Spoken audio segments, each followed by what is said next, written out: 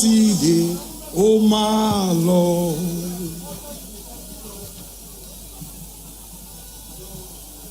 Acting National Chairman of our great party, Your Excellency President John Agyekum Kufuor, Your Excellency former President Nana Addo Dankwa Akufo-Addo, Your Excellency former Vice President and former flag bearer of our party, Dr. Alhaji Muhammadu Bawumia, and your dear spouse, our respected former colleague, Dr.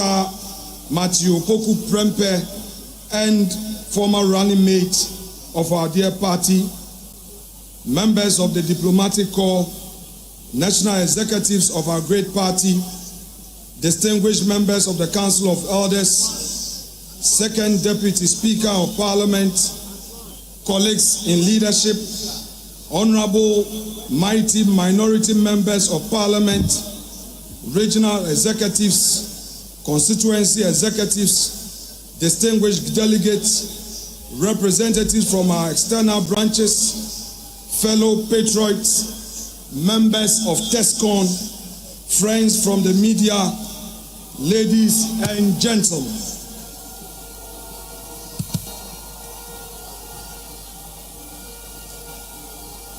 Let us recall the piercing wisdom of our revered former President John Agyekum Kufuor. It is better to be a cleaner in a party in power than the General Secretary of a party in opposition. These words echo with urgency today as we gather in the shadow of our 2024 defeat. A loss that stinks not because we failed, but because Ghana is now paying the price for trusting the NDC's hollow promises. Barely months into their tenure, the NDC's betrayal is glaring. New levies on fuel have spiked pump prices, crushing ordinary Ghanaians. Their pledge to end Galamsey has collapsed into chaos. The president calls it a national emergency, yet refuses to declare a state of emergency. Their vow to reset our nation has become a brazen assault on our judiciary, starting with the shameful vilification of our Chief Justice. Their promise of change, a sham, with schemes afoot to funnel our mineral wealth to their cronies. Worst of all, the questionable Ablekumanot rerun, where NDC-affiliated tax attached our candidate, Nana Ekuafriye, former MP Hawa Kumsin, and journalists exposed their willingness to trample democracy with violence. The message is clear. NDC is a failure. Ghana deserves better. Our 2024 loss exposed our cracks, internal rifts, faltering resolve, and a message that didn't connect. Yet this defeat is not our end. It is our crucible, fortifying us for the battles ahead. You must channel this moment of disillusionment into a movement of renewal, turning pain into purpose. Let me share a story that should humble all of us. In 2005, a democratically elected leader stood at the gate of American embassy in New Delhi, holding a valid passport, but facing an insurmountable barrier. The United States had denied Narendra Modi a visa, not for any criminal conviction, but because the world had judged him guilty. Imagine that moment of profound isolation. Here was a man who had won the trust of millions, yet reduced to persona non grata on the global stage. The humiliation was complete. The path forward seemed impossible. But Modi made a choice that day that would define not just future, but the destiny of his party and some 1.5 billion people. Today, that same man commands audience at the G20, addresses joint sessions of the United States Congress, and leads one of the world's most growing economies. Recently, he visited our republic and addressed our parliament, stating, "True democracy promotes discussions and debate. It unites people. It supports dignity and promotes human rights." I couldn't agree more. Modi's journey from global pariah to world statesman offers us, the NPP, a roadmap from our current wilderness to future victory. Modi's resurrection began with a revolutionary principle. In a nation fractured by castes, religious, ethnic, and linguistic differences, he declared, "All the citizens, all the voters are my countrymen." Fellow patriots, look around us this very afternoon. Look at the divisions that have sprouted like weeds since our defeat. We cannot, we must not allow 2024 to become the year that destroyed the NPP. From this moment, we speak with one voice. We move with one resolve. We are not Achim, Ashanti, Fante, Mamprushi, Gonja, Ga, or Ewe. We are NPP. We are not North or South. We are Ghana first. Modi's transformation was built on principles that never wavered. Service before self, performance over promises, dignity through opportunity. These values are not foreign to us. They are our foundation. Buzia believed in service before self. Dankwa championed dignity through opportunity. Dombo sacrificed his leadership rights and fought for performance over promises. We have not lost our way because we forgot our policies. We have lost our way because we abandoned our principles. Modi's political resurrection was built on methodical grassroots mobilization. From the mid-1980s onwards, he trekked to villages others ignored, sat with farmers others dismissed, and listened to the dreams others regarded as impossible. Perhaps we became a party talking to itself in Accra. We must become a party of Ghana talking to Ghana. Our constituency executives must master every polling station. Our polling station chairpersons must know every voter. Our electoral area coordinators must understand every community's dreams. Modi's greatest achievement was rebranding not just himself, but India's entire narrative. The country known for poverty became known for possibilities. But this rebranding wasn't cosmetic, it was substantive.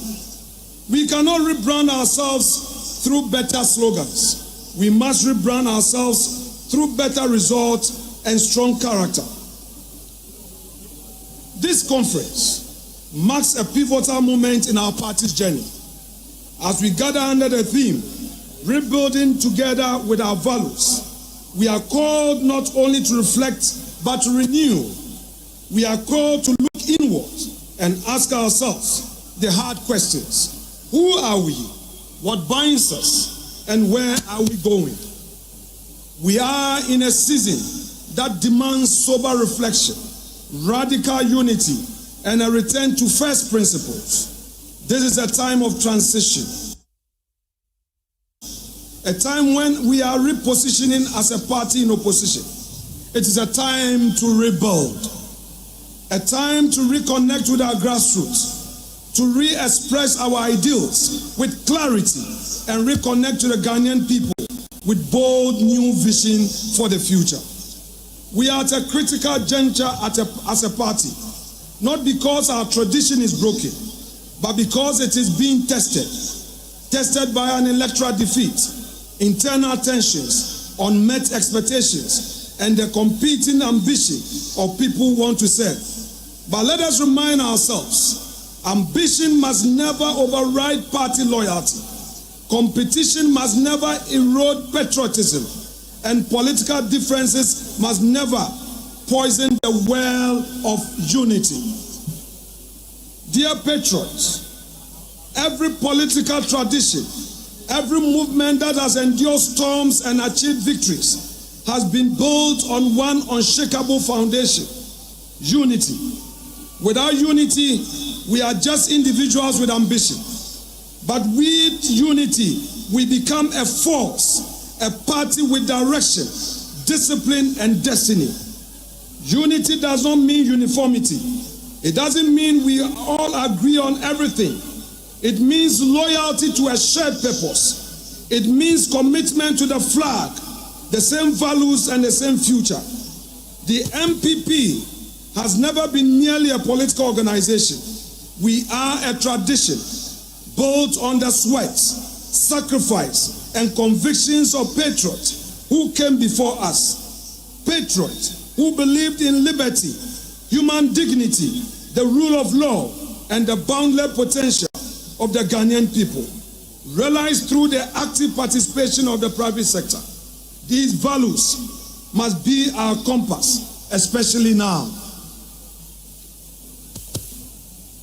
For us as a party, the Modi story is instructive. The lesson for us is simple. It is possible to rebuild, and leadership is empty without a united party. Like the BJP, we have known both power and opposition. We have faced criticism and internal differences. But unity is the absence of is not the absence of disagreement. It is a decision to prioritize collective strength over individual ambition. If we are to reclaim our position of leadership and trust, we must first reclaim the spirit of unity, discipline, and shared purpose that build this party. We must reconnect with the base, re-engage the grassroots, and rise together, not as isolated contenders, but as unified movement driven by conviction and clarity. Like the BJP, our party too must rediscover the principle and the ethos that define our founding fathers. We must rebuild, yes, but not as a scattered stones. We must rebuild together, brick by brick, anchored in our values and in the unshakable belief that no individual is bigger than the NPP. That belief must reflect our tone, our language, our strategy, and most importantly, in our posture towards one another. Internal discord, suspicions, and disunity have cost us. We must learn from our losses, and we must do so quickly. And I ask again, what are our values? Our party, guided by the enduring motto, development in freedom, stands for democratic accountability, the rule of law, free enterprise, and national self-confidence.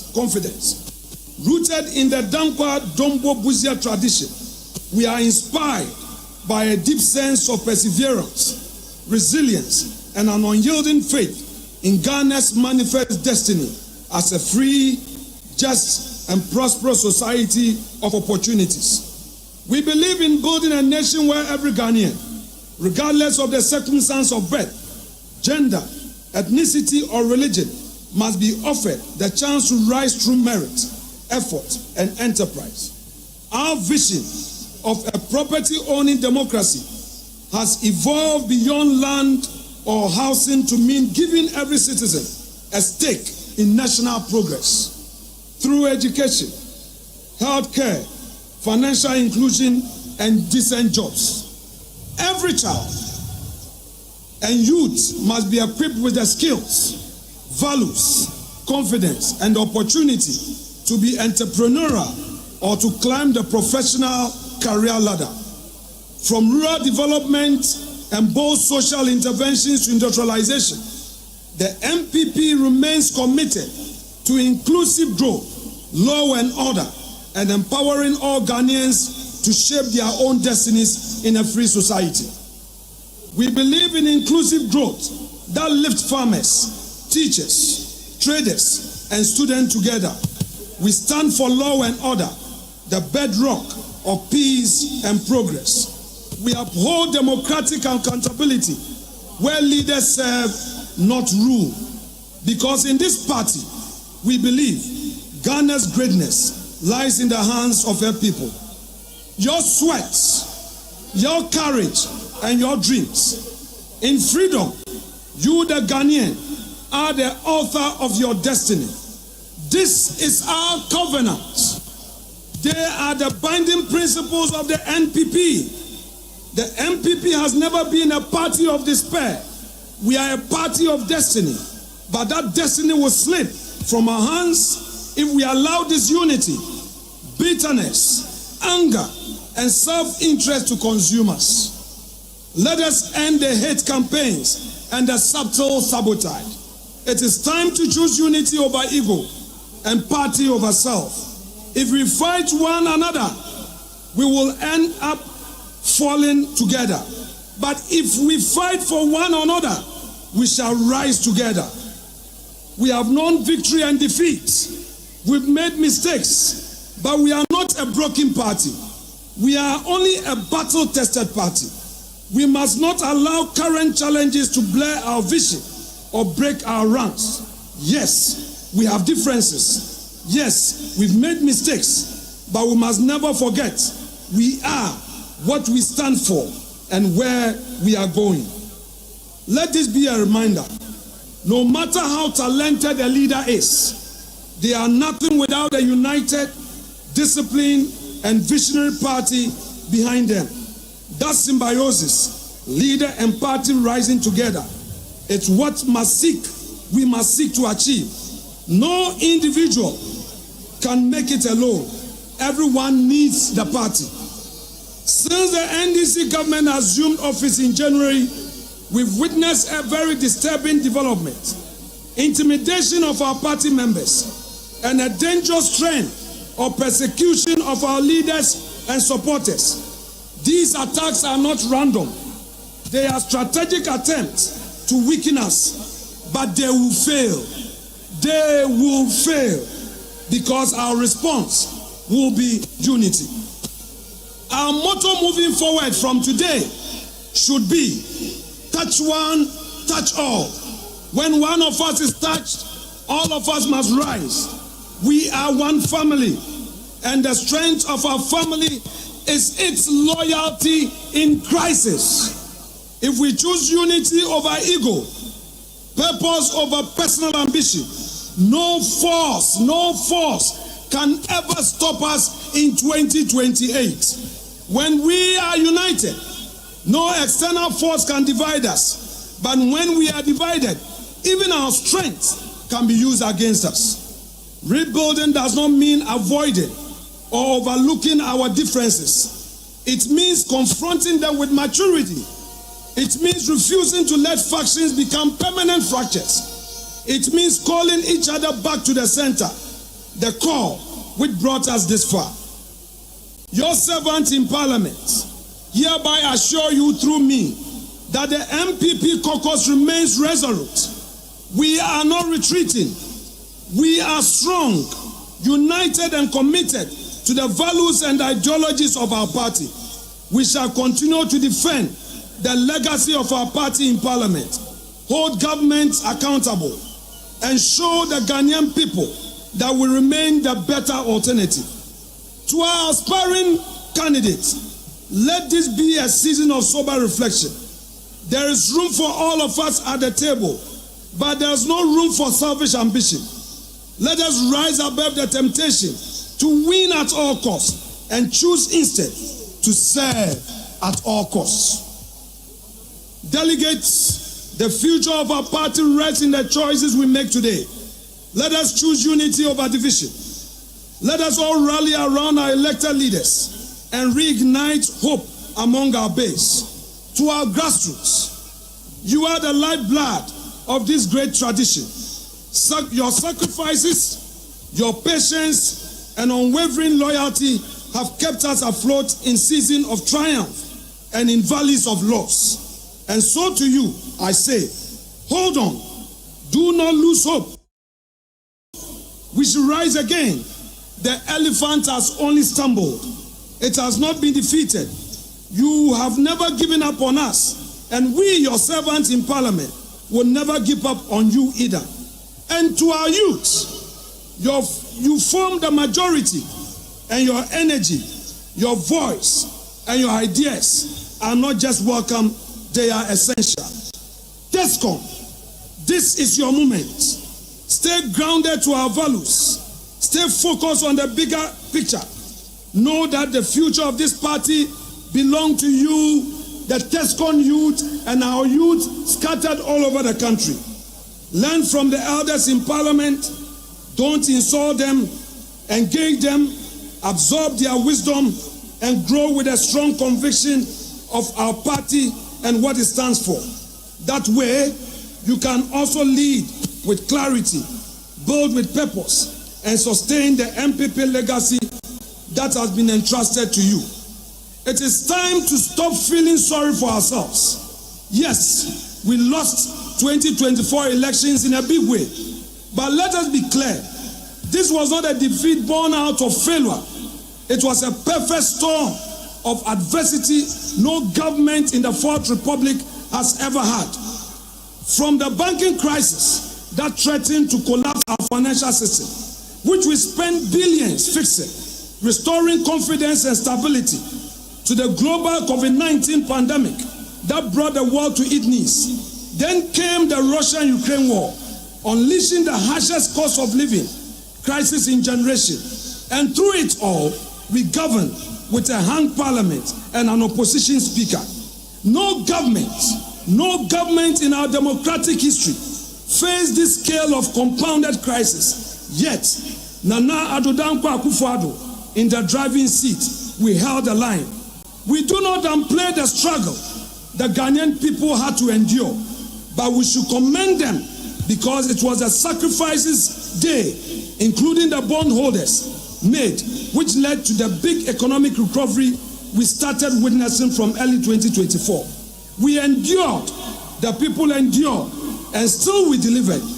That was leadership, tested best in major crisis. We should not be shy of the mighty gains we made under very difficult circumstances under Nana Akufo-Addo. We fixed the crisis and handed over an economy with stronger GDP growth than what we inherited in 2017. We built historic levels of gold and foreign exchange reserves the current administration is now relying on to prop up the city and support the economy. We created jobs. We built more roads than any government in 8 years span and implemented free SHS, a globally unprecedented feat in a country where most students are boarders. We industrialized like never before, from 1D, 1F and industrial parks to an emerging automotive sector that positions Ghana as a manufacturing hub of Africa's single market. We expanded health infrastructure, revitalized agriculture, and rolled out STEM so boldly. The STEM education agenda, we successfully rolled it out to equip our youth with skills for the jobs of tomorrow. Thanks to Matthew Opoku Prempeh and Dr. Educhum. We set Ghana on irreversible digitalization path, placing our nation at the forefront of promising digital economy and after. Fellow patriots, rather than feeling sorry for ourselves, let us face the truth. We took the hard, necessary decisions to save this economy. And now, Mahama's government is taking propaganda credit, reaping where it has not sown when they talk about resetting, where it is the so-called 24-hour economy, the gold board or anything else. They are simply rebranding our achievements and marketing them as their own. Let no one be deceived. The foundation they are standing on was laid by this party, by our sacrifices, by our bold leadership in the face of crisis. So no, this party has no reason to hang its head at all. In closing, I want to reiterate our theme, rebuilding together with our values. It is a charge. It is a call to realign, to renew and to rise together. And we rise again in unity and in the enduring spirit of our party our great NPP. And I say to all of you, though we walk through the valley of the shadow of death, we fear no evil. Let us go back to our roots. Let us rebuild with courage. Let us reimagine our future. And let us reclaim the spirit that built this party. A spirit of sacrifice, of loyalty, of conviction. We've done it before. We can do it again. And let it be that by the grace of God, we will. God bless us all. God bless the NPP. And God bless our beloved nation, Ghana. Thank you so much.